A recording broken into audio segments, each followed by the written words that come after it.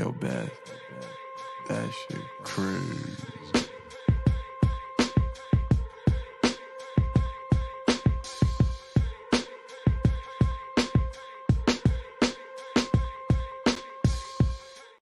On a Saturday,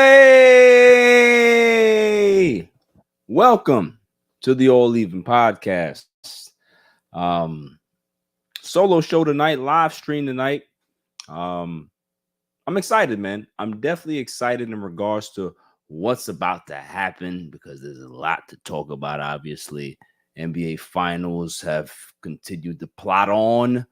But before we get into that, like, share, and subscribe to the channel. You can find the show on the Grids Network audio streams on Apple Podcasts, Google Podcasts, if that exists anymore. Maybe it's something else. Spotify, iHeartRadio, wherever you find your podcasts, it's there. Check it out. Salute to the Grid. Salute to everybody there. YouTube, obviously, like, share, and subscribe. The page is growing. Missed the 10Ks in the building. So lots to cover, lots to get into. Like I said, let's talk about those NBA Finals. There is, I just want it to be over already. Some going on with Joey Chestnut. We're going to talk about that. Charles Barkley, he is retiring from television. JJ Redick has got his interview scheduled sometime this weekend. I'm going to talk about that. And is the Laker job still a desirable job? Football, a lot of deals have happened. Well, not a lot, but a big deal happened, but it's actually going to be the precursor possibly to some other deals happening. So we're going to discuss that as well. Tiger Woods, some information about Tiger Woods. I don't know, man. He's sounding a little different nowadays. I don't like it. I don't like it. A little bit of wrestling news too in regards to, it was Clash of the Castle today. Pretty interesting, decent pay-per-view. I want to talk about that a little bit.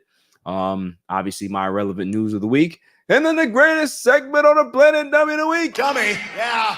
Before I get into all that though, the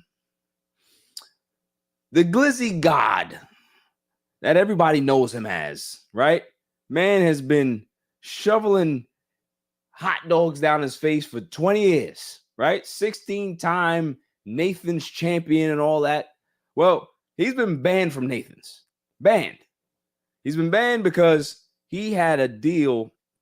He has a deal in place with this plant-based food brand, and they're a rival to Nathan's. I think it's called Impossible Foods. So he has a deal with them. Nathan's don't like it, so Nathan's banned him from the contest. Well, it ain't gonna stop the Glizzy guy from continuing to do what he doing, right? So he got this matchup with Kobayashi, I believe it's in September, I believe. Or yeah, he got something going on with Kobayashi. I think it's gonna be on Netflix. So Nathan's was like, look, we like you, man. We think that you're the god and blah blah blah. But if you cancel your deal, if you renege on this Impossible Foods deal, then maybe we can be able to just reinstate you. And Joey Chestnut's kind of like, all that's good, but I need my money. Like, you know what I mean? Like, have my money. Make sure my money is on time, and then I can think about it, right? So I don't think he's going to cancel his Impossible Foods deal this year. Next year, I'm sure he will, because Nathan's going to have to up the bag. You know what I mean? But I ain't going to lie to you, man. Like, look, if there's anybody that get a pass for shoveling glizzies down his throat, it's definitely Joey Chestnut. Pause. Hey, yo, what the fuck? That's all I'm saying, man. Like, nobody even bats an eye when it comes to Joey Chestnut and the Glizzies. They don't. Anybody else? There was some wild pictures I seen of some dude. He had a hot dog and used the straw and pierced the hot dog and used the hot dog as a straw in his cup. Yo, that's violation. Anybody who does it, if you were a female, you end up doing that, she's leaving you. That's going to happen. because she's going to start thinking some stuff on her head like, nah, this man can't be doing this. He thought this out prior to doing this. He's not drunk. He's not with the, nah, this is something premeditated. I got to get out of here. I got to get out of here. So, you know, I'm curious to see how this matchup with him and Kobayashi go. You know, they've been around for God knows how long, man. I mean, I don't know how long they're going to be able to continue to do this, but Glizzy God is what I call him. Glizzy God. You know what I'm saying? Moving on, though. Moving on. What's up with Conor? What is going on with Conor? I thought we had the fight.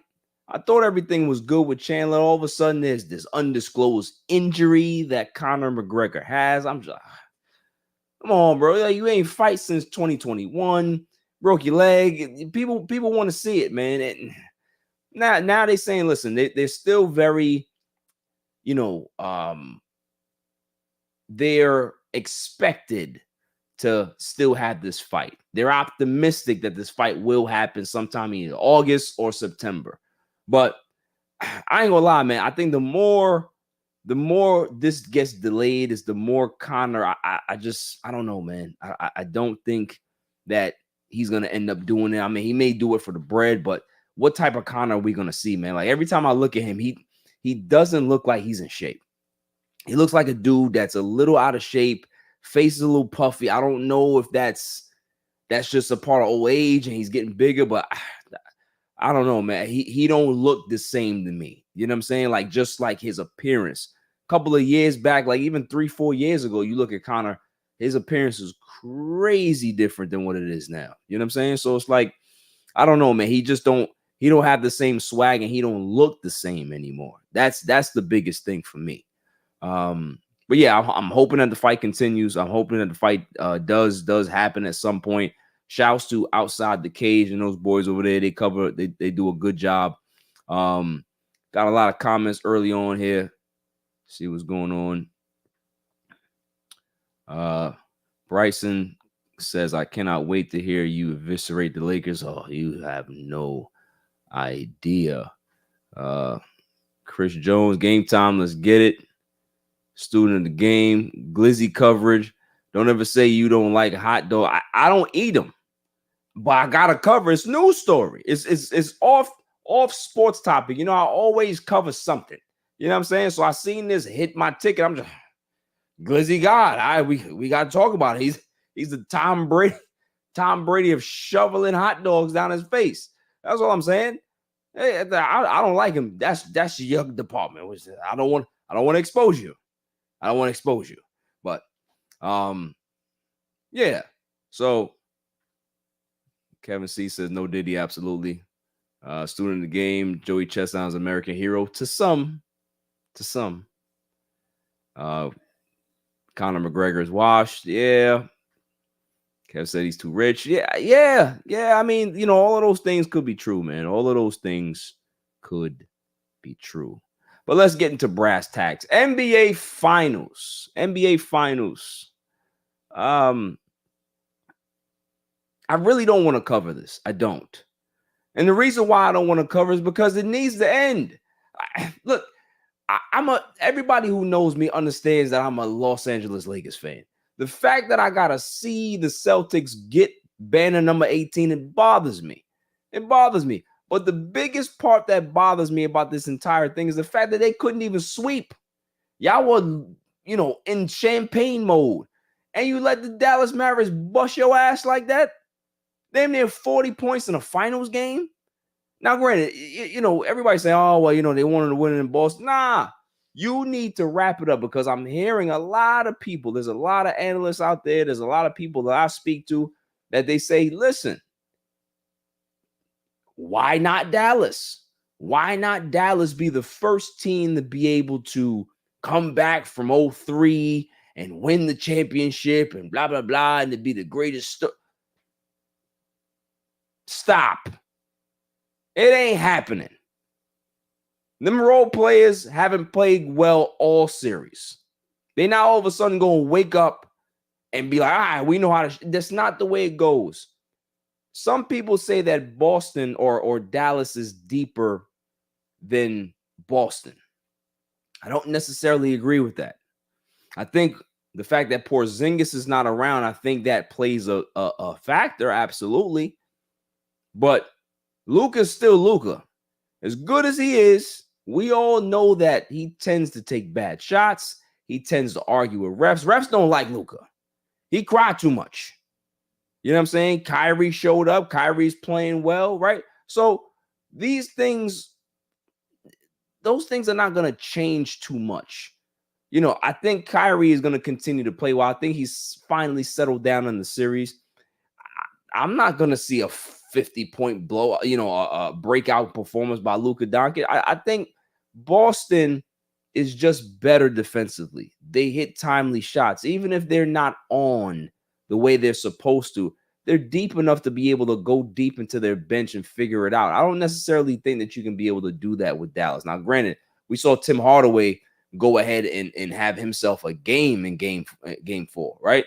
Like we seen, I think it was 5 for 7 from 3. So there's a lot of things that maybe Jason Kidd can find a formula to see if they can be able to figure out some ways to be able to compete and keep the game close, or maybe just, find a way to hit shots and execute a little better. I don't know. I just want it to be over. All right. I just rip the Band-Aid completely off. All right. Let them celebrate. I don't care no more, man. A lot of Lakers fans, we not even watching this. And the fact that I even got to talk about it just bothers me. It does. Whoever's a Boston Celtics fan in my life, shouts to y'all, but I don't want y'all in here, and I don't want y'all talking to me about y'all championship. Just move it along, and we can talk about the offseason. We can be able to talk about moves in the offseason, the draft, what's happening. I don't want to talk about no championship. I don't want no. It's not gonna happen. I don't want to deal with it. So yeah, that's my situation with the NBA Finals. I don't really care. I don't. And there's a lot of people that are having the same type of they got the same vibe, because Boston is kind of hard to support. They are. And it's not even the fact that it's Boston, the city. It's the fact that the players, guys like Jason Tatum, a little whiny, Jaylen Brown, all right. Derek White cut his hair off. All of a sudden, he's Superman. Like, we get it. It don't rock for me. That's all I'm saying, man. Like, I can't get jiggy with these dudes in Boston. I'm sorry. It just won't happen. I'm never gonna say that Jason Tatum is the best player in the world. You ain't gonna get those things out of me.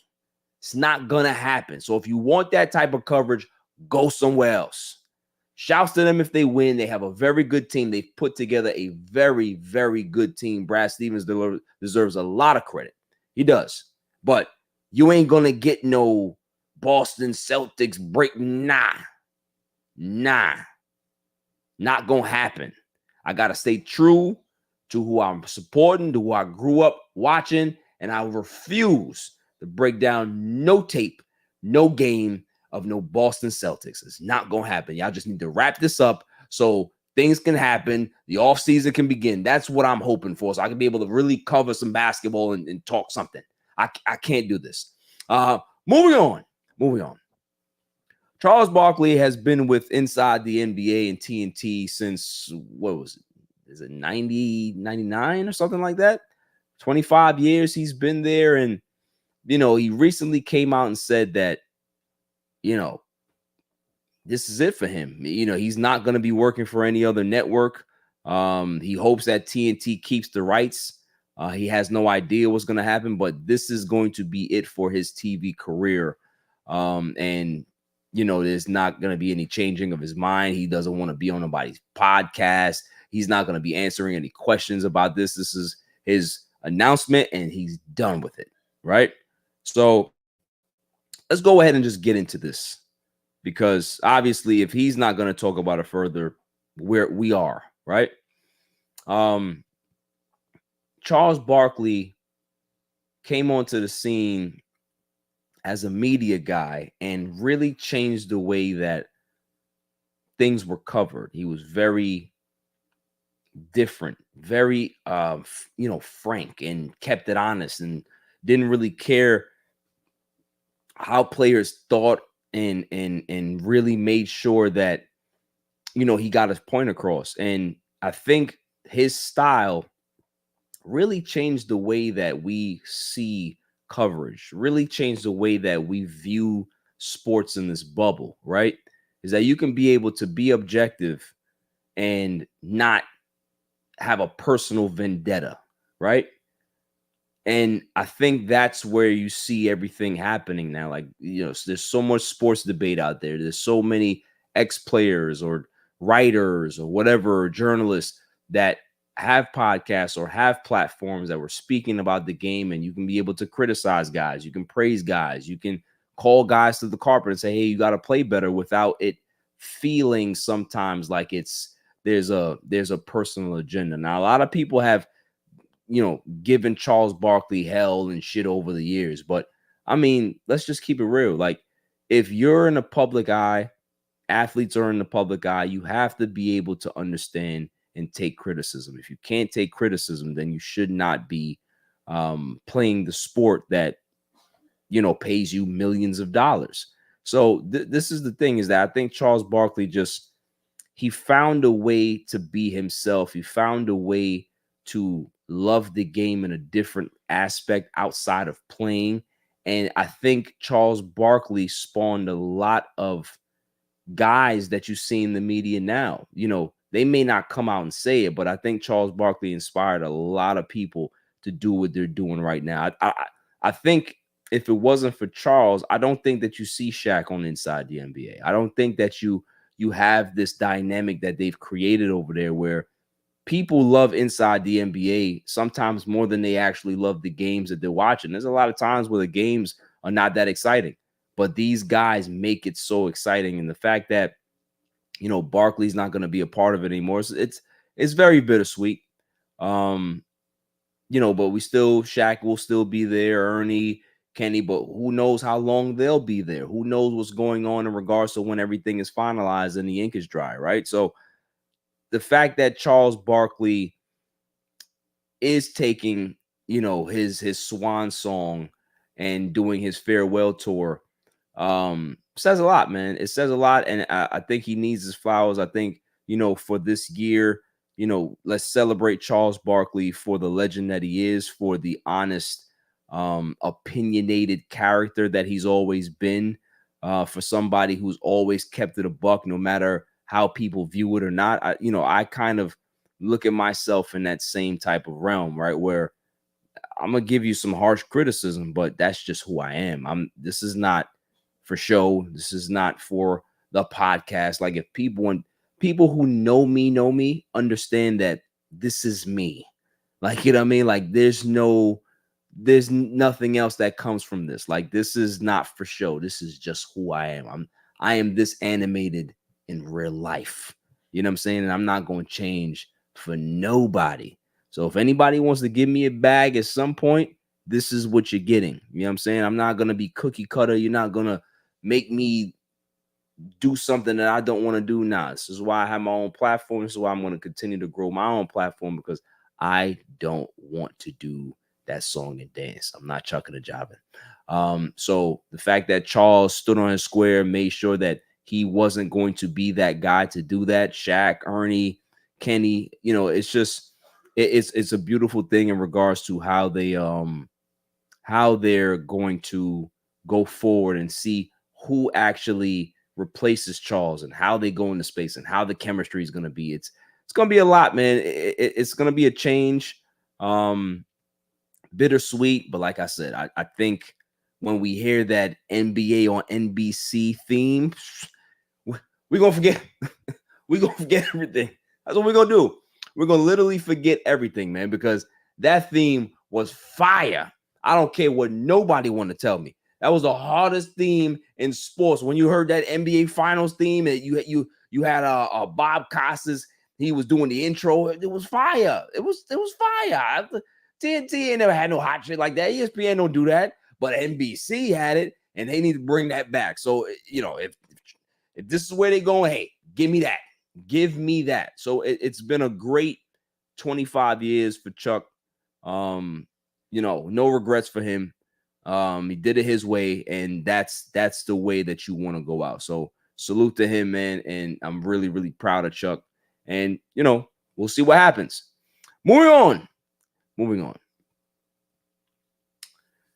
JJ Redick, all of this news with the Lakers and Dan Hurley, his interview talking about, there was a number. I don't know what the number is, but there was a number for me to leave UConn. And my wife, she cried, and nobody cares no more. Like, it was a good story for 4 days. Let's just need to stop. So I'm not going to talk about it.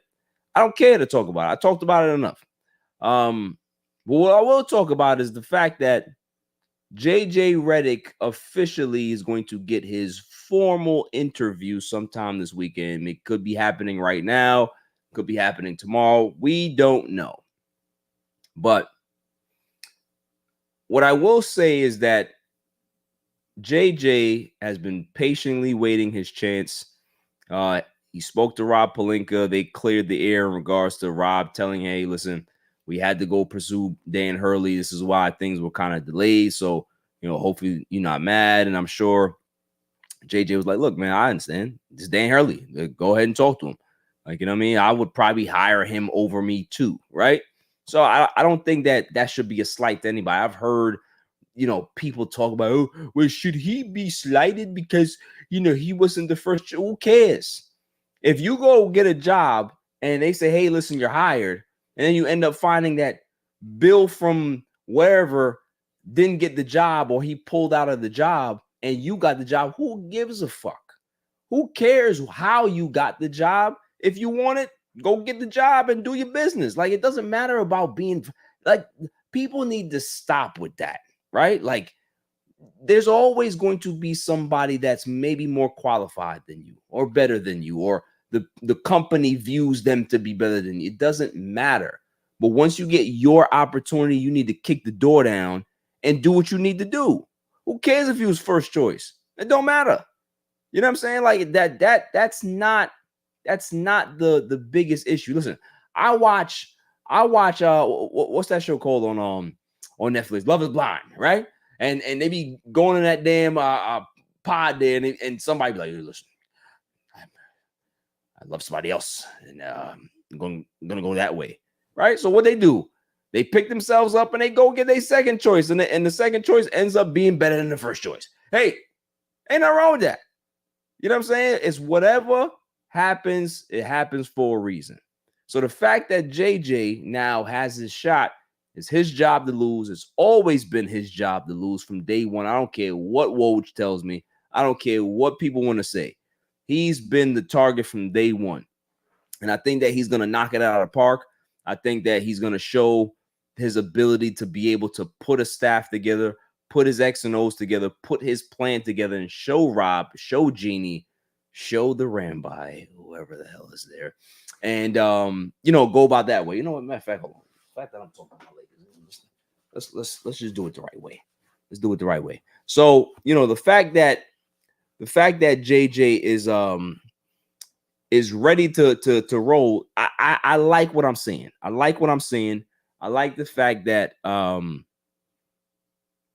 he's potentially going to be the next Laker coach. So here's a question that I've seen. Is the Lakers' job or the Lakers still a desirable destination?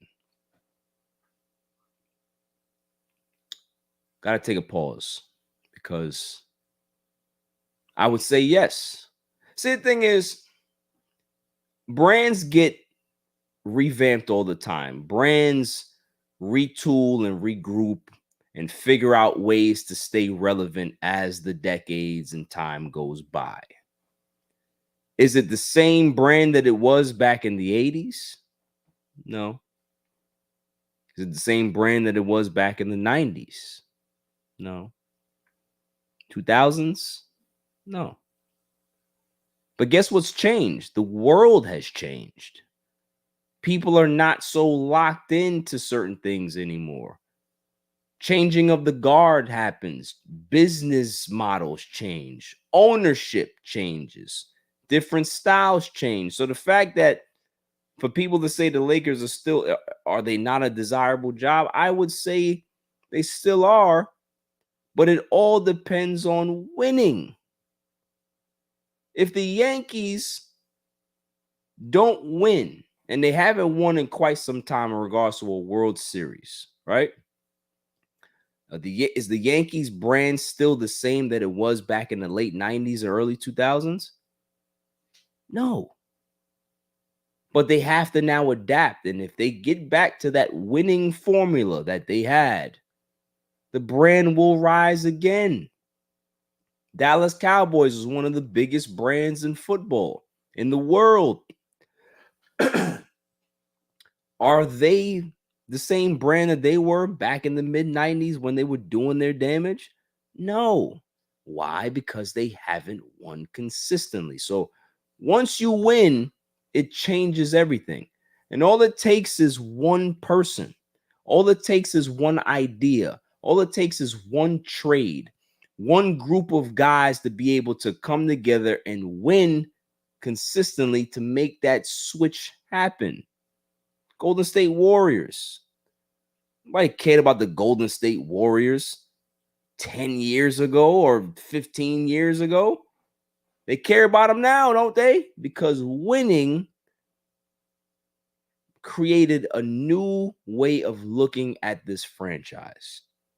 As they go along, they're going to have to maintain that or the brand will sink. It's just the way it is. We got a comment here from the real Darrell excuse me. Lakers front office is dysfunctional.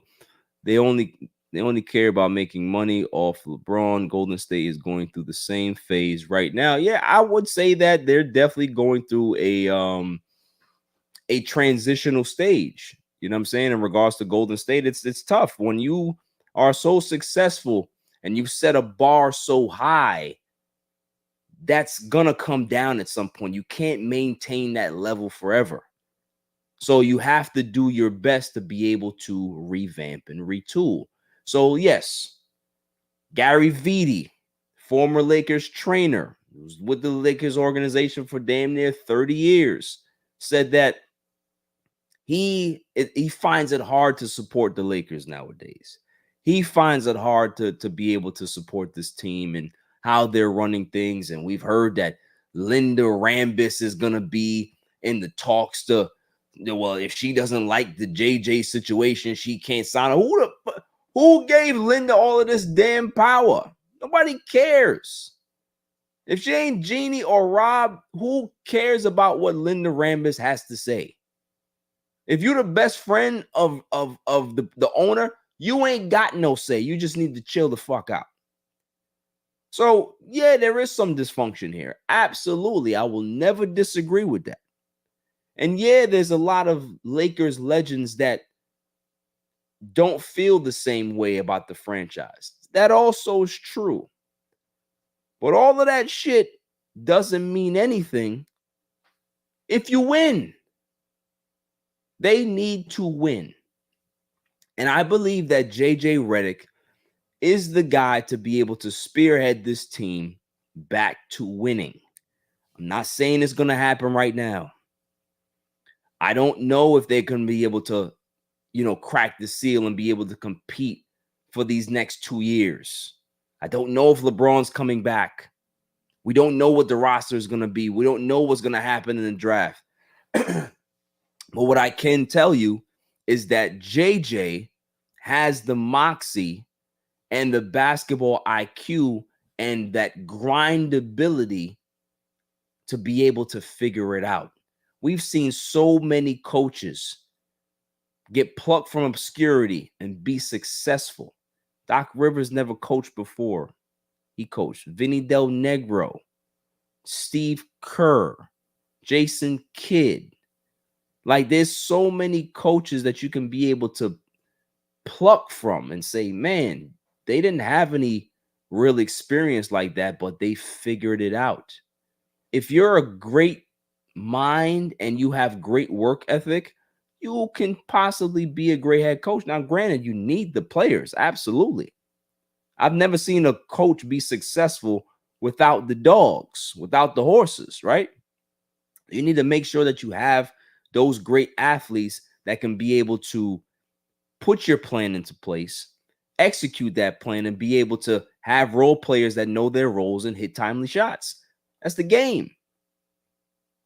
So it's yet to be seen, but out of everybody that they were talking to, Dan Hurley, never been in the NBA before. I don't give a damn what he does in college.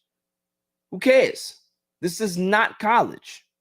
There's only been 4 coaches in college that have had NBA success. Quinn Snyder, Billy Donovan, Brad Stevens, and Larry Brown. That's the list. So I don't give a damn what Dan Hurley is. Yeah, go back. Fine. You want to say that it wasn't a bargaining chip? Sure, Dan. Say what you want to say. People are going to have their opinions. You'll have yours. And we'll never know the truth because that's just the way it is. But I think JJ Redick can be able to do the job. This is not a guy that has not been tapped into the NBA. He's a lead announcer for the NBA Finals. He has his own podcast where he breaks the game down. Mind the Game with LeBron James. You hear this guy speak. He's very intelligent. He knows what he's talking about. Also, too, you got to remember, the Lakers coaches that have had success, I'm talking about real success, not guys that are like 15 games over 500, real success. And if we're just going to use 2 coaches, Phil Jackson, Pat Riley, what is so similar about those guys? They're just characters. Phil Jackson was a character. He was big enough to handle the Los Angeles stage. Pat Riley, the same thing. He was able to mold himself into that character. Slick back hair, nice suits on the sideline, aggressive, aggressive, made sure that he kept his team locked in. Character. You can be able to appeal to that. I think the JJ is the same thing. Yeah, it plays. Hey, well, I didn't know if it rumored. Now, I like to put this in quotations. Rumored to not want to play for him because they don't know if he can be able to hold LeBron account. Shut up. What does that matter? What if you're on the team and he can be able to make sure that you're prepared, you're productive, you're developing? What do you care about what LeBron does? LeBron is LeBron. You think that Phil Jackson didn't give Jordan special treatment? You don't think that David Robinson and Tim Duncan got special treatment at times? It happens. So what you worried about them for? Worry about yourself. We all know that if JJ gets the job, he's not going to have a podcast no more. He got no time for that shit. He got to be worrying about answering to the Los Angeles media. He has to worry about game tape. He has to break that down. He got to worry about practice. He got to worry about executing and putting certain plays into certain defensive schemes or speaking to his coaches, understanding what's going on, looking at the draft, looking at trades, looking at how they can be able to improve the team, speaking to Rob Pelinka, speaking to Jeannie. Like, there's going to be so much stuff for him to do. He ain't going to have no time for no podcast. So for anybody to even use that as a talking point, Dummy, yeah. like, you want me? Dummy, yeah. Come on now. Like, there's no reason for you to even use that because it's null and void if he takes the job. So stop. That don't make sense. It really does not make sense. Okay, it says the ownership and front office was on the same page. Jerry Buss and Jerry West knew how to make moves to help the Lakers stay on top. When those guys get old, Lakers crumble. Listen, 100%.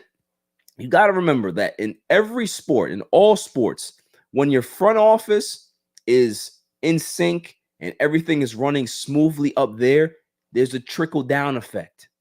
Give me a front office that's well-run, and you'll see a team that is consistently winning, whether they're winning championships or consistently in contendership. That's what you're going to see, right? So 100%. I mean, there's not a lot of teams out there that had that level of stability for X amount of time. Things change. I agree that there's a lot of things that need to happen for them to be able to get back to a point where people look at them a different way. But I'm also saying that despite all of that, despite how people feel about Rob, despite how people feel about this, if they win, it don't matter. If they win, no Laker fan is going to be out there, well, 165 games, but we still need to get Genie out of here. Like, we winning. We ain't got no time to be worrying about that shit. You know what I'm saying? So I think JJ is going to knock it out of the park. I think he's going to do well in his interview. And I honestly believe that once the interview is completed, we will hear about it. We probably won't hear about how great it went or the finite details of it, obviously. But very shortly after that, there's going to be an offer. And there comes the other part of this, is that people have been telling JJ Redick that, are they sure he wants the job? Are you sure you want to take that responsibility on? Are you sure you want this particular job? Anybody that's worth anything, that believes in themselves, that understands that they too are box office, won't run from this position. There's certain people that are built for prime time, bright lights, and there's certain people that are built for Boise, Idaho. It's just the way it is. Some people can play with the big lights on them and it doesn't faze them, while some guys look around at the lights and they start to panic. So if JJ feels that he's the right man for the job and this is the job that he wants and he will take that job, then he's ready for the challenge because he understands what comes with that. He's played in Los Angeles before. Not saying he with the Lakers, he played with the guys in the basement, but Los Angeles, there is always going to be eyes on you, and you're always going to get more attention than anywhere else. That's just the way it is. He understands the landscape. He understands the landscape. So we'll see that. Let's see. He says, I believe when the Celtics win Monday, this will be.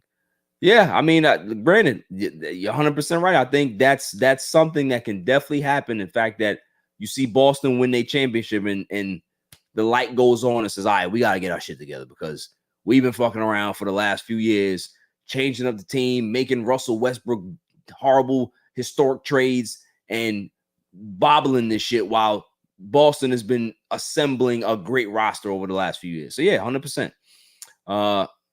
Carving it up with Bryson. Bryson says it's already been reported that they concluded the interview today.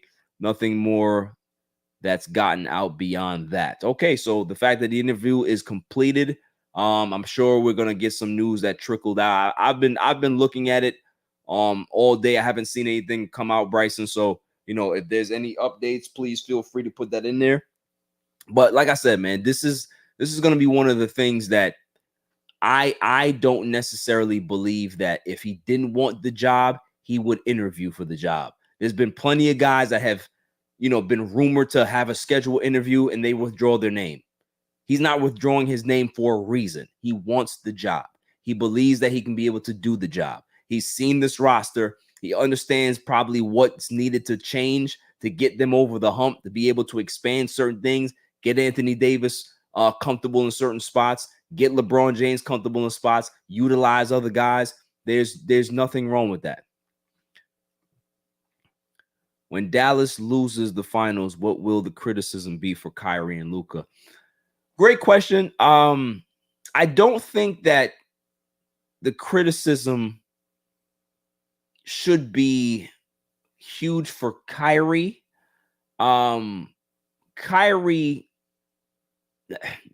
Boston's defense is really good, man. Like we gotta understand that Drew Holiday ain't no slouch. Derek White ain't no slouch. Pritchard ain't no slouch. Like these guys can be able to defend their long. They can be able to be pests. Like you gotta fight for what you want. I think the person that really deserves the criticism is Luka. Yeah, I do. If you're gonna be labeled that guy, Mr. Triple W, he's gonna be the one to break LeBron's scoring record. Yeah.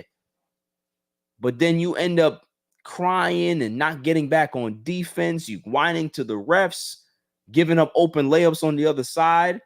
Those things, if you're the superstar that people want you to be, the criticism needs to be as big as the praise. But we only see it with LeBron. We don't see it with KD. We don't see it with other guys. We only see it with one guy. But if you're going to put this person on a certain pedestal, then they deserve to be criticized that way as well. You know, we seen Luka apologize to the Mavs for his behavior and all that. But yeah, the criticism needs to be much, much louder and much higher for Luka than Kyrie for me. Because Kyrie, at this point of his career, he's a second banana. Nothing, there's no disrespect in regards to that term. It's just the fact that this Luka's team.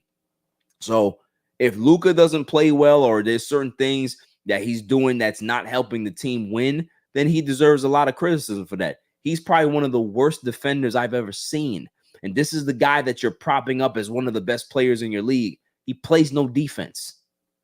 He doesn't even try to play defense. Takes bad step back shots. But that's the poster boy for your league. Okay. So yeah, I agree. I think that there needs to be some heat that comes his way that maybe shames him into getting his ass in shape, you know, putting on some muscle, moving your feet, because you can be able to dance and do all these offensive moves and got Gobert looking crazy, you know, laughing and talking shit in his face. But when it comes to moving your feet defensively, you can't do that. Defense is about will, not always skill. I played basketball. I was a great defender. Why? Because it was about thinking the game. It was about using the angles. It was about knowing who you're going against, studying your opponents, understanding how they like to use their offhands or dominant hand. If they like to pat the ball with their offhand, if they pat the ball, then maybe you can jump that side when they switch it. Certain little things you need to understand in regards to defense. You ever heard when Dennis Rodman was talking about rebounding, he was doing all this shit when the ball came off the rim? Like, he's studying things and understanding how things work, because that's how you get great at things. Luka don't care. So if he doesn't care, then the national media shouldn't care about giving him the business in regards to criticism.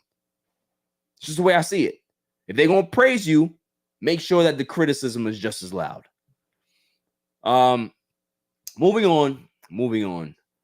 Before I get out of my Lakers topic, obviously, I'd like to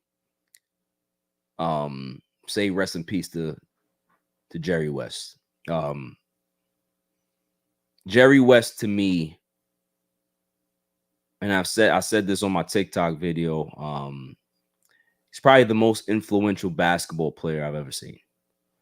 When you talk about a guy that had success at West Virginia, gets drafted to the Lakers, you know, in his second year in the league, the man is averaging 30 points.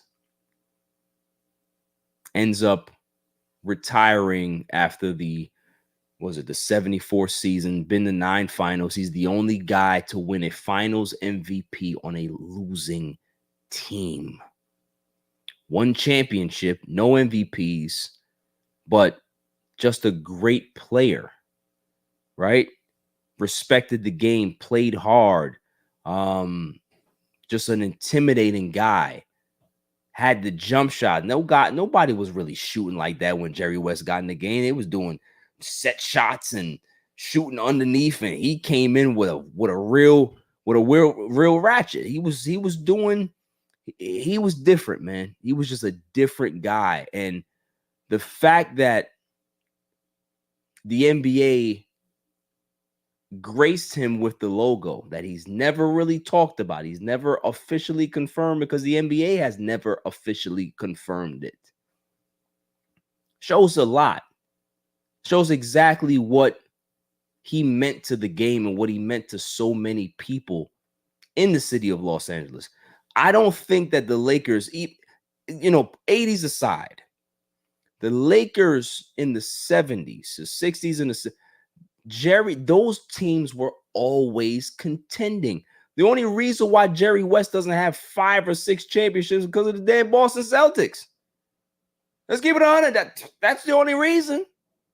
Man's been, I think he was in like 8 game 7s, whatever it was. His finals record looks crazy, but when you realize who he was going against, you're like, all right, ain't nothing you could do. Jerry West, you look at his finals numbers, the man was putting up crazy numbers. So just think about this. Think about the timeline of this man's career. Retires from the Lakers, becomes the head coach for 3 seasons, wins 50 games, wins 45 games the next year. I think he wins like 43 games the year after. They were in the playoffs. He was #1 in the West his first year as coach. He went from being a great player to a pretty fucking good coach right out the gate. So we're talking about right out playing. Like, come on now. This is not something new that guys jump from one situation to the next. If you have that IQ, if you understand how the game works, you can succeed. Bill Russell was a hell of a coach. What are you talking about? Right? So he ends up doing that, steps down. Paul Westhead gets the job, moves into a front office role with the Lakers. Pat Riley gets the job, and now him and Pat Riley are putting this thing together. And they create the dynasty. We go ahead and fast forward into the 90s now. He has to retool. Who can I get to be able to help me? I'm going to draft Nick Van Exel. I'm going to draft Eddie Jones. I'm going to draft all of these dudes. I'm going to put this team together. Sign Shaquille O'Neal away from the Orlando Magic in a move that shocked the NBA. Told everybody, yo, you know that 16-year-old kid that we was working out? Kid's going to be a superstar. Told Shaq, hey, listen, I'm going to partner you up with this young kid, and you guys are going to win multiple championships. He saw the game. He saw things differently. He was a forward thinker, a progressive mind. Puts that dynasty together. Ends up having some problems. Leaves, goes to Memphis. Spearheads and changes the way they view their franchise. Get them on the right track. Then he leaves again. Goes to Golden State.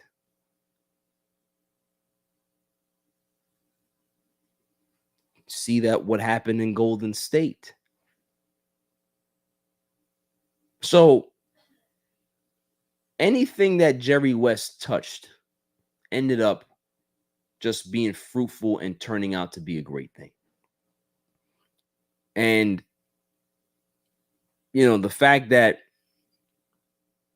he was estranged from the organization, you know, is what it is. But I just want to salute to Jerry West, because without Jerry West, I don't know where the Lakers would be. I really don't know where the Lakers organization would be without a Jerry West. I don't know where the Golden State Warriors organization would be without a Jerry West. I don't know where the Clippers would be right now. He spearheaded a little bit of the resurgence in Clipperland. If it wasn't for Jerry West, I don't think that Kawhi signs there. I don't think they get Paul George. So there's a lot of things influentially that he did to just change the game, and he was always such a joy to be around. This guy, you know, spoke highly of the new players, the new generation, was tapped in. LeBron James loved him. He had conversations. You know, it was just a great person, man. Just a great mind, great knowledge of the game, great player, and probably never see another Jerry West again. Really, really and truly. I think that he's one of one. And if that's going to be his legacy and nobody else comes and touches it, then let it be so. You know what I mean? And, you know, I am still sad about it. I miss him dearly. And, you know, salute to the logo. Salute to Mr. Clutch. Moving on. I think that might be it for my basketball topics. Let me see what the comments look like. We have Cowboys Can Fan late night live stream. Yes, sir. Bryson. Without Mr. West, 3 dynasties don't exist. Showtime, Shaq and Kobe, Warriors. That would be like if Roger Staubach created it. Yeah. I mean, that's pretty accurate there. Kevin C says, "Stop it, brother. JJ is not going to be successful. The Lakers lineup is not a winner." Coming from a Knicks fan, I take nothing that you say seriously, honestly. I wonder how his finals record would be viewed today in ring culture. We crushed LeBron for going 4-6, much less 1-8. Salute to Jerry West. Yeah, I mean, look, if this was in the ring culture, like you said, and social media, they'd kill Jerry West. They would. But when you're going against a powerhouse, like, people don't realize that the Lakers just kept getting back to the finals and kept bucking into the same team. That's not easy when you have to deal with that steamboat or that train that you can't stop. Like, if you look at his numbers, he never did anything that stopped the team from winning. It just Celtics were just better. That's all it is. And the one championship that they won, they beat they beat the Knicks. So it's, it is what it is. Sometimes there's just teams that are just better than you. That's all. Moving on to my irrelevant You gotta news. be kidding me. I mean, how do you watch the? They stink. Let me see what I got for irrelevant news of the week this week. Let's see. I don't know if I got anything crazy. We're gonna check it out.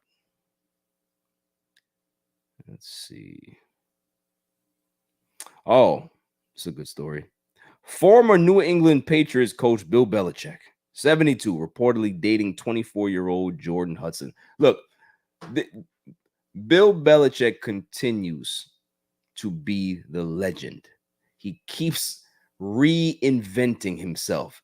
When he was with the Cleveland Browns, they weren't good. Went to the Patriots, won 6 championships. The man is now free of charge, not married, divorced, not with the Patriots anymore, divorced from them, and now he's out there slinging it. You can't hate on my man Bill Belichick. Hey, do what you want to do out there and do it with as many people as possible. That's all it is. You in the twilight of your life, you do what the hell you want to do. Shouts to Bill Belichick. You know what I mean? She knows what she's doing. Hey, the world knows what she's doing. But you think Bill cares? Bill don't give a damn. He's like, yeah, we all know what you're doing, but just keep doing what you're doing. Just turn around again. You know what I mean? Like, come on now. Nobody cares. Nobody cares. Moving on. Wife charged in husband's death after fight over Nintendo Switch.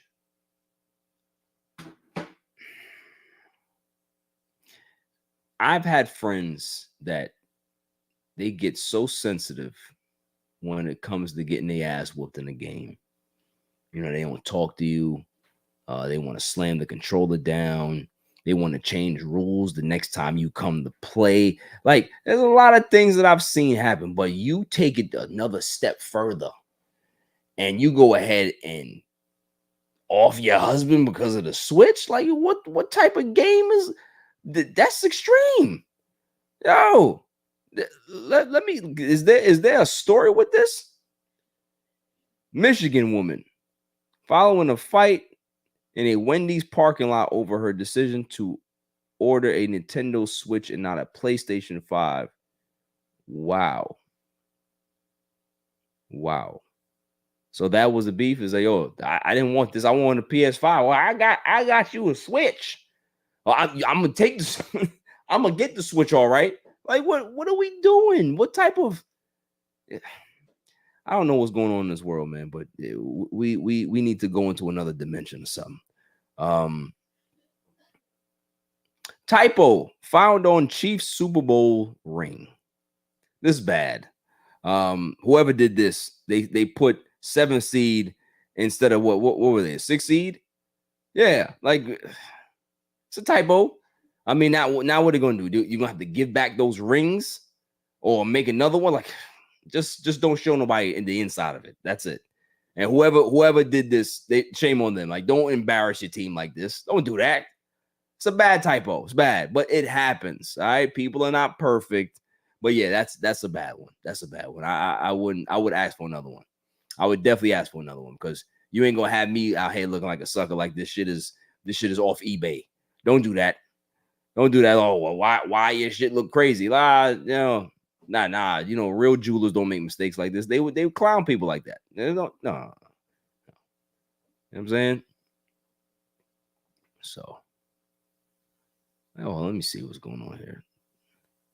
Sure, they were athletes, but they were playing against inferior talent. Who is this dude talking about? Jerry West was playing against insurance salesmen. Dude, just stop. Just stop. Like, just because you were born in a time where Michael Jordan existed, who did Michael Jordan play against? Was there anybody in Jordan's era that was even close to him? So what are you talking about?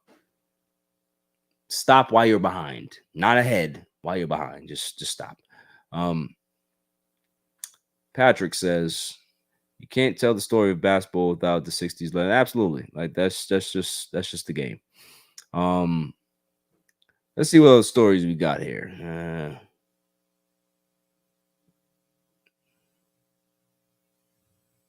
Okay, I think that's it.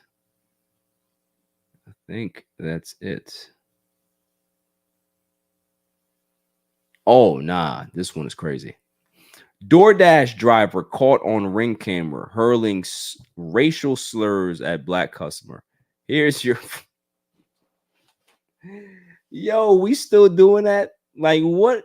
Come on now. Like, your job is to just deliver the food. What do you care who you deliver it to? If you do care, maybe you should not be doing DoorDash. Maybe you should be in a different situation because obviously you don't know who you're always going to be delivering food to. But the fact that you go ahead and be on somebody's Ring cam and you say that, you lucky that somebody wasn't home that's not her that was going to tune your ass up. Let that be somebody that I know. Let that be somebody that nah, you wouldn't pop that stuff off in a certain area. You just wouldn't. You know, people are smart. They're not, you know, most races are very, very intelligent. Like, they're not just gonna mouth off and talk shit in a certain situation where they know that they don't have the advantage. Just doesn't work that way. They'll go home and start calling you names. You know what I mean? Like, but they're not going to do it in a place where they know they're going to get beat the hell up. It's not what happens. It's not what happens. So that's crazy. But even the craziest part to me is DoorDash ain't gonna do nothing. Like, what are you gonna do? Oh, we're gonna suspend his account for 30 days. We're gonna suspend his account for 30. You can't even get somebody on the phone, much less them do anything. Like, so we gotta stop. We need to stop because ain't nothing gonna happen.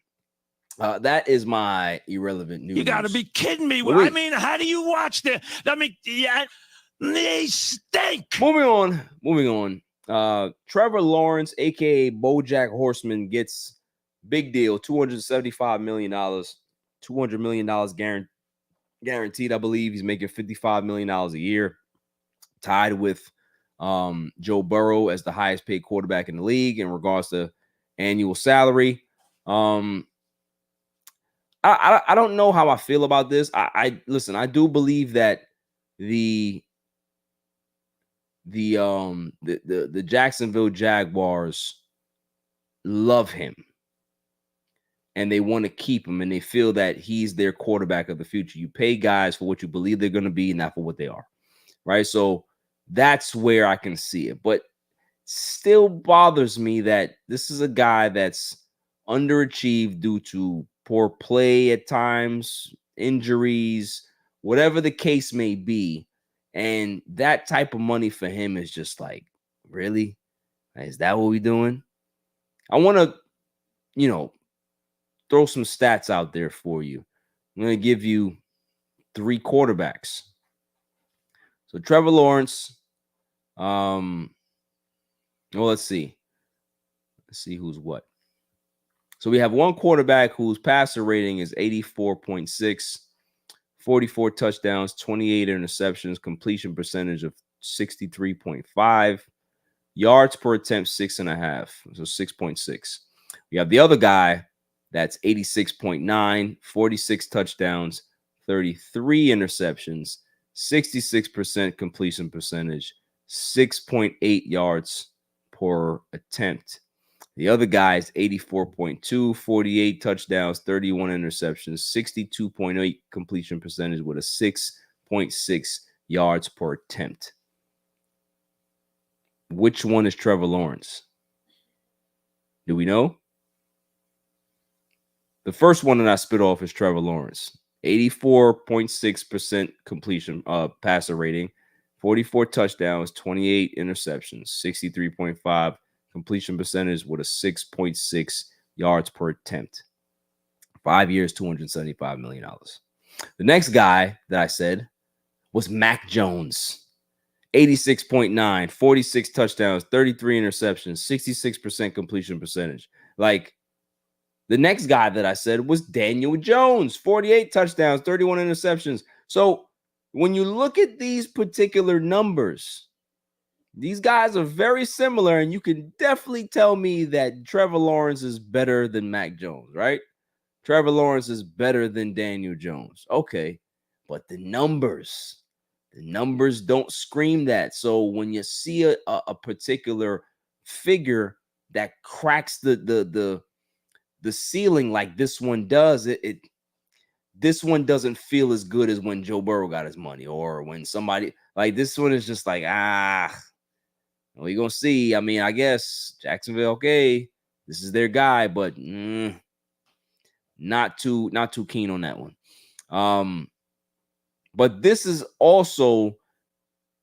a domino effect, and the domino effect is Dak Prescott with the Dallas Cowboys. Dallas has come out and said that he is a priority, that they want to sign him. They want to sign him before CD. They want to sign him before Micah. Well, you let Trevor Lawrence, who doesn't have the numbers that you have, get signed before Dak. Dallas is in a big problem. If they go ahead and sign, this man may end up getting $300+ million. Like, and you got yourself to blame. If you don't love him, move on from him, but stop putting out all of these press releases about, yeah, we love Dak and he's our quarterback and we're not gonna go any further than he can. Like, if you want to sign a dude, give him the number that makes sense to him and move the fuck on. I'm tired of it. I'm not a Dak fan. I'm not a Dak supporter. I don't care. You know what I'm saying? I'm a Dallas Cowboys fan. I don't think that the Dallas Cowboys can win with Dak consistently. I don't. But if they're going to sign him, just sign him already. Sign him already. And don't let this drag out till 2 or 3 or 4 other quarterbacks get paid. And now you're the last one on the line. And guess what happens when you're the last one on the line? You have to pay the money that everybody else didn't get before you. That's just the way it is. It's not about, well, your contract gets this. Your contract gets this. It's all about, well, that guy got that. So now I have to get $1 more or $5 million more than that. That's the way it works in the NFL. So if you're slow to the gun, you need to get a little faster, because how Dallas is looking and how they're working right now, it don't look good and it just don't make sense to me. This is probably why they have struggled over the past 25, 26 years getting where they need to get because of situations like this. I'm not a fan of a guy like that, but if he's going to be your guy, if you feel that he's your guy and you don't want him to test free agency, you don't want to move on from him, then give him a damn contract and move on. Seriously. Enough. Moving on. Jordan Love is rumored to start to, they're going to start to negotiate with Jordan Love in Green Bay as well. Yeah, I mean, look, the kid is good. I think the kid had a great season. Look, he destroyed my Dallas Cowboys in playoffs, so why not? I give him money just off that game alone. All right, you go into Dallas and beat the hell out of them. Yeah, what you want? 250? Give it to him. Like, he's a good player. He's somebody that you can be able to grow with. He speaks well. He's knowledgeable. He's fast. He can be able to get out of the pocket. Has a good arm. So if that's your guy, go ahead and sign up your guy. And how lucky is a Green Bay franchise, right? That you can be able to go from Brett Favre to Aaron Rodgers to now possibly Jordan Love, who can be that good of a guy. And you gotta you have to respect and appreciate their player development over there in regards to the quarterback position. I'm not saying that every quarterback succeeds over there, but you have to have some talent to understand and know what you're doing, because the guys that are there, they are that succeed, they are really good. And you have to give respect to the coaching staff or whoever's in place, right? So yeah, I believe that he should be next up, or one of the guys that in, you had Tua, he's working out some stuff with the Miami Dolphins. I don't know what his contract is going to look like. I don't think that Tua is very good. But it's about the next man up. It's not about what I think. It's not about what happens in regards to his production, how the season goes. It's all about how the team views him and the next man up. And that's why I don't really like the way the NFL does things. I think that they should have a different scale in regards to how they pay their players. Because the quarterback contracts are going to continue to rise. And I just don't feel that there's a lot of guys out here that are worth that type of money, and it puts their franchises in bad spots. I do. That's just my opinion. What else do we have here? Oh, I mean, look. Tiger Woods. I talked about Tiger Woods, right? Tiger Woods, greatest golfer that's ever lived. I don't care what nobody wants to tell me. He's the best, right? Tiger Woods came out and said that, after missing the cut for the U.S. Open, he didn't make the cut. He said that it may or may not be his last U.S. Open. Normally, Tiger Woods is very adamant on playing how he feels. Oh, if I feel good, I'm gonna play. If I feel good, I'm gonna be back. I'm gonna make sure that I adjust my swing, get with my caddy, and get with my trainers and see what's going on and all that stuff. And you're not really hearing that same vigor with Tiger Woods. And look, rightfully so. Dude's getting old. Like he got a lot. There's not much on the hood anymore. Like, what I'm saying? The hair is gone. You know what I mean? There's a sunroof up there. Like Tiger Woods, he's not the same, right? He's not the same guy that he was. And that's okay, because he's older. His swing is not the same. His body's not the same. Guys are younger in the tournaments now. They're faster.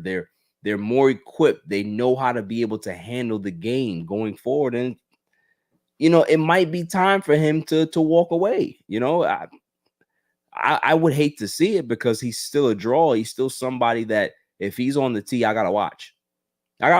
Because it's Tiger Woods, right? So, I don't want him to retire, but if he's starting to feel like this is too much work for him, then why not, hang it up and enjoy, watching your son possibly come up and be that next superstar, right? That you can be able to live vicariously through your children and find that love of the game again and give your body a rest, man. I think, the fact that he has to go through so much just to get his body prepared, just to play a tournament nowadays, man, it's a lot. It's really a lot.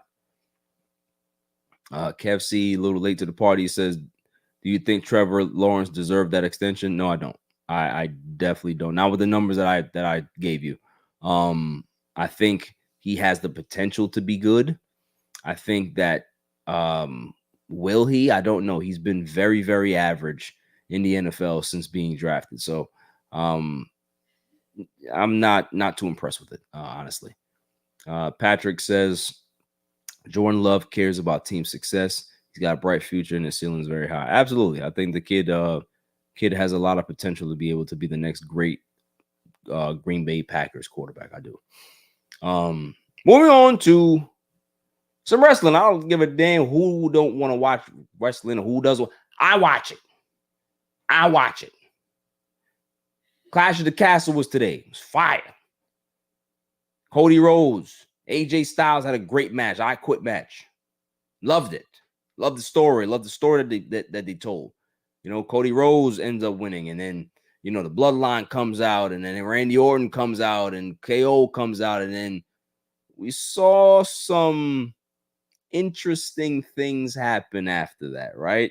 Randy is with Cody, and they're walking, up the ramp or whatever it is, and Randy takes a nice peek at the championship, and he has that maniacal Randy Orton look again, and Cody doesn't see it coming. If that's the next feud, this is what Cody needs to be able to solidify and really put that title run,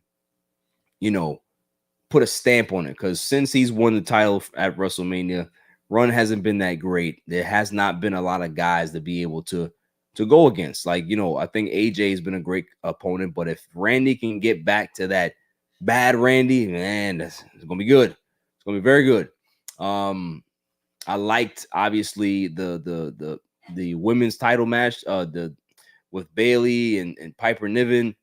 I liked the tag team match with Jade Cargill and Bianca Belair. They lost to the girls from Scotland. That was dope. But the match of the night was Damian Priest, Drew McIntyre. What a match that was. Both guys tore the house down. It was great. Great story. Great ending. CM Punk comes out, and the ref is knocked out. CM Punk slides into the ring and does the 1-2 count, picks up the hand, and chucks the deuces to Drew McIntyre. He's just like, you do this to me again. This story continues to build. I think it's going to be the best story of the year. It's going to head through the summer. SummerSlam is going to be great. It's going to be great. I'm excited. I'm not going to lie to you. I'm a Punk fan. Love Drew. Love Damian Priest. I love Gunther. There's going to be a lot of stuff going on. Love it. So I would give Clash of the Castle a B. It was a very decent pay-per-view. I like the matches. It was a quick pay-per-view too. It wasn't long, 4 hours. It was like 2.5, 250 maybe. That's a good little marginal pay-per-view to get us through the next one, right?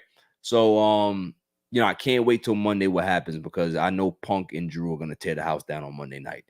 Promo is gonna be crazy. And the fact that Punk hasn't had a match since the Rumble and he's been out has kind of made the story better, right? Who knows if he would have been wrestling had the story been as good. But the fact that he's been out and they've told this compelling story for all of these months, and it keeps getting better.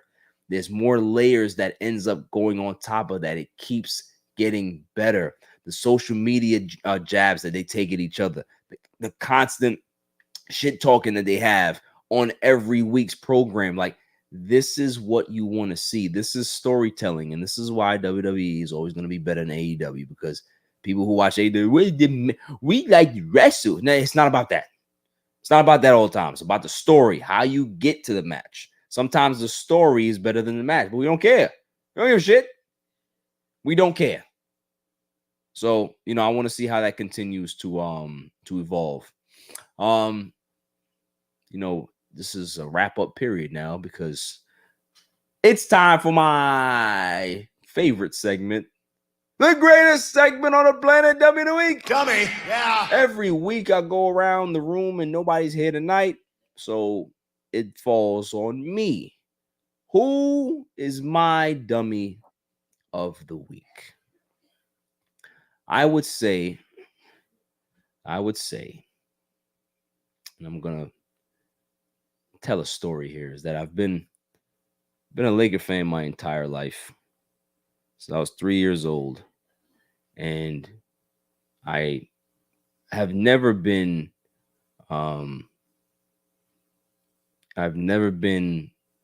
disgusted with my Lakers in regards to this level. But winning cures all, and you forget things and you tend to move on. But I won't forget this. I will not.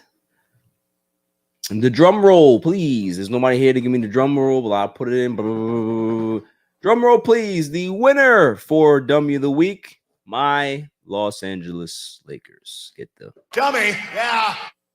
So for the Dan Hurley thing, they go ahead and go all out. You don't give them the big offer, the Godfather offer that they said was coming. 6 years, 70 million is not that much money, especially in California with those taxes. Had you give the man 95, 100, 105 over 8, I'm sure Dan Hurley would have probably been the coach. If probably not, but the fact that if you would have gave him that type of offer, I don't think that anybody's calling the Lakers cheap. That's not even the reason why they're my dummy this week. My dummy, and the reason why I'm giving them the dummy, has to go back to Jerry West. Jerry West, his whole life, his whole professional life was built around being a Laker. Played for this franchise, won a championship with this franchise, grew with this franchise, built a dynasty with this franchise, built another dynasty with this franchise, and believed in the change and believed in the purple and gold so much. He was the Lakers. Still is in so many different aspects. But what I don't like is the fact that Jeannie Buss has continued to have this bullshit feud, this resentful feud, when this should have got squashed years ago. Jerry West's issues with the Lakers started in the 2000s, or before that, with Phil Jackson and Jeannie Buss. Phil Jackson is one of those people that didn't really like GMs and presidents meddling.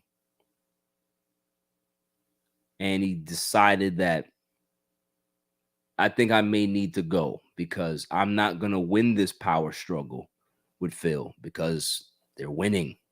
They're successful. They're doing their thing. So he left. Stayed away from the franchise for so long. Never got welcomed back. It was just this unspoken tension when the Lakers ever got brought up. You had somebody ask Jeannie Buss a few years ago who her most impactful Lakers were. She had Kobe Bryant, Magic Johnson, Shaquille O'Neal. She put LeBron James on that list over Jerry West. I love LeBron James. Not as much as Kobe, not as much as Magic, but I love the guy. There's no way in fucking hell you should ever put anybody like LeBron James, as great as he is, over Jerry West, who was a Laker lifer. And for me, that just was like the needling. That was just unnecessary. Why the issues continue to happen the way it did, I don't know. Jerry West's son was still in the organization when he left. There's rumors that the Lakers cut off his season tickets or his access or whatever it was. Petty shit, especially when Rob Pelinka came around.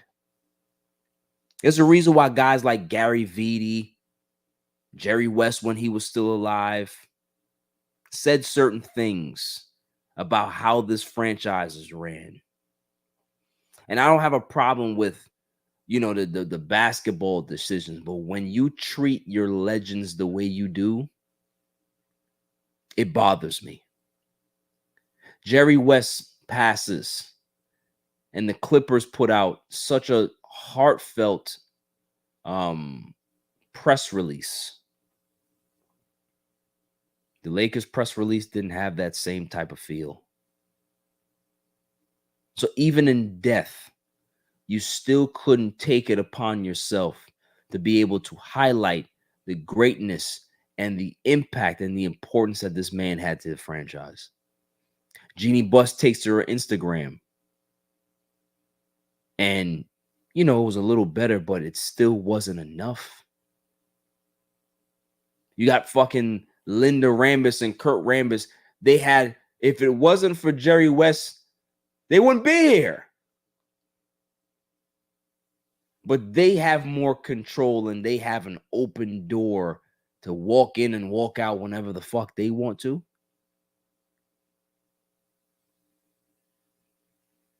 Sometimes when pride gets in the way, you will let friends go. You will let family members, you won't speak to them for a while. You'll let all of this animosity build.